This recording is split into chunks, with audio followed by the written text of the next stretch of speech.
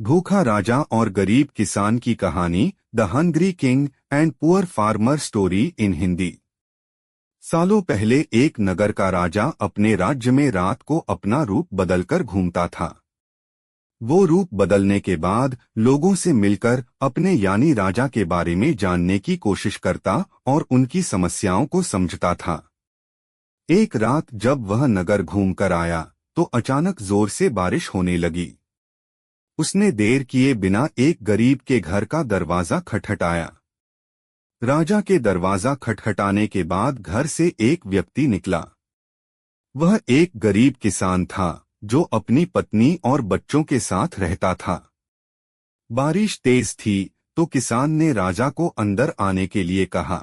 राजा ने घर में जाने के बाद पूछा, क्या आप मुझे कुछ खिला सकते हैं? मुझे बहुत तेज भूख लगी है। वो गरीब किसान और उसका परिवार 3 दिनों से भूखा था और उसके घर में एक भी दाना अन्न का नहीं था। किसान के मन में हुआ कि भले ही हम भूखे हैं, लेकिन अपने अतिथि को यूं भूखा नहीं रख सकते। अब किसान ये सोच सोच कर बेचैन हो गया कि अपने अतिथि का पेट कैसे भरा जाए। तभी उसने घर के सामने वाली दुकान से चावल चुराने की तरकीब सोची। उसने सिर्फ अतिथि के लिए ही 2 मुट्ठी चावल लिया और उसे पकाकर राजा को खिला दिया। तब तक बारिश रुक गई थी और राजा अपने घर चला गया। दूसरे दिन दुकान का मालिक अनाज की चोरी की शिकायत लेकर राजा के पास पहुंचा। राजा ने दुकान के मालिक और उस गरीब किसान को अपनी सभा में प्रस्तुत होने का आदेश दिया।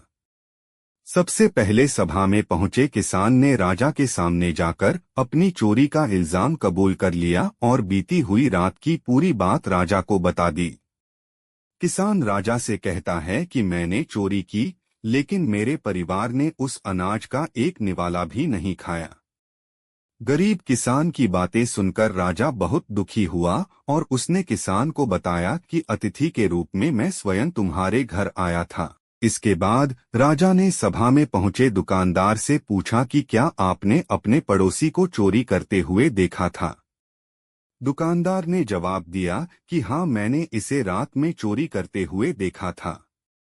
दुकानदार की बात सुनने के बाद राजा कहता है कि इस चोरी के लिए मैं पहले जिम्मेदार हूँ और फिर दूसरा तुम हो, क्योंकि तुमने अपने पड़ोसी को अनाज की चोरी करते हुए देखा, मगर कभी उसके भूखे परिवार को नहीं देखा। तुम अपने पड़ोसी होने का धर्म बिल्कुल निभा नहीं पाए। इतना कहने के बाद राजा ने दुकानदार को सभा से जाने के लिए कह दिया और किसान की अतिथि निष्ठा भाव को देखकर उसे 1000 सोने के सिक्के इनाम के रूप में दे दिया। कहानी से सीख: अगर कोई आसपास रहने वाले मुसीबत में है तो हमें उनकी मदद करनी चाहिए। संबंधित कहानियाँ।